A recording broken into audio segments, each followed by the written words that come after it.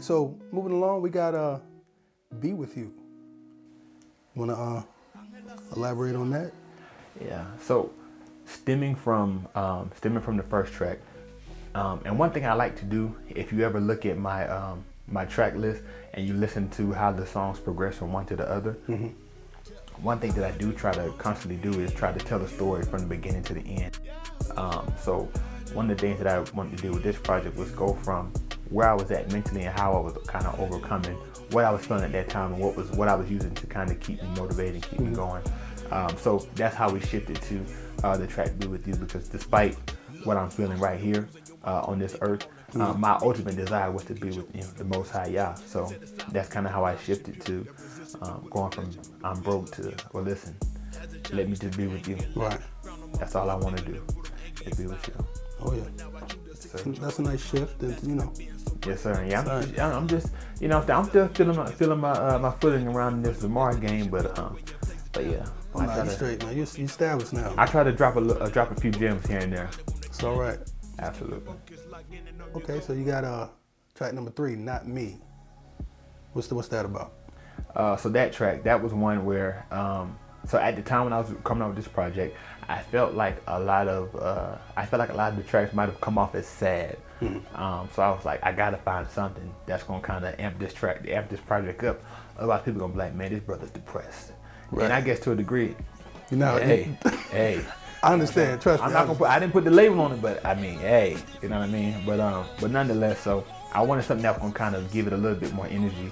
So that's how I came around to the track Not Me. I heard the sample one day, because a lot of these tracks, and with most of my tracks in general, these are tracks where I've heard the beats, and I've either come up with the hook idea at that time, or I might have been like, okay, I like this, and I might have just been like freestyling on them, but not freestyling to the degree of like coming up with the verse, but freestyling just to see how I would rap on it, like, oh, how would I rap on this? Right. So anyway, so that stemmed from there. I'm listening to the hook on it.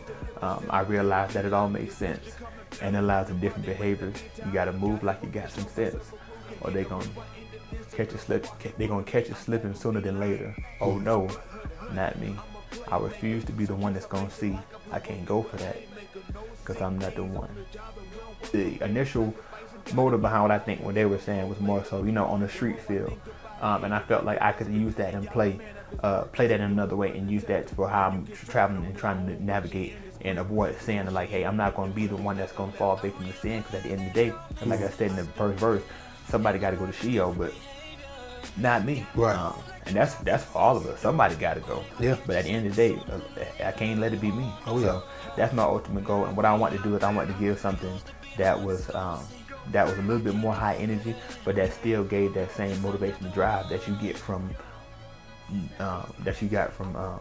Be With You. Is that, hey, listen, whatever we got to do, this is what we're gonna do, because we can't go to Sheol. It can't happen. Right. It's too hot. You got to stay too long. Yes, sir. And now you got Bad Days interlude. What's that about?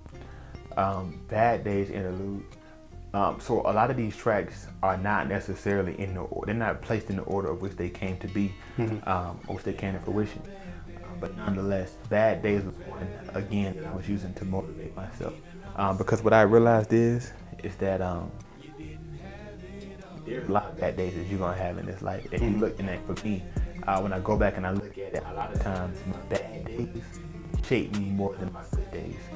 Because a lot of times, you looking back at those bad days and the lessons you learn in the midst of them, they kind of get you to a certain point. And so that's why I'm like, as much as I hate the bad days, I'm thankful for my bad days, but I also contemplate that I know that as bad as it wasn't as bad as it could have been. Right. So even with my financial situation that I spoke on and broke, I may have been broke, but by the count of Yahuwah, I never was outside. My lights were never cut off. We never didn't have food. So, we didn't lose anything. Nothing was repossessed. Right. Nobody was coming to the house saying, hey, we're going to put you out if you don't pay this in so many days. Right. It never happened. So, now, of course, that was by economist Yahuwah, but, he allowed it to put on people's hearts to be able to help me out in the midst of that, that hard time. But nonetheless, I do recognize, who is responsible for all things, whether to or Rasha. Right. That is Yahuwah. So that's why I'm thankful for my bad days. And I'm thankful that you didn't make them as bad as they could have been. Cool. Absolutely. So glad I never doubted you wasn't that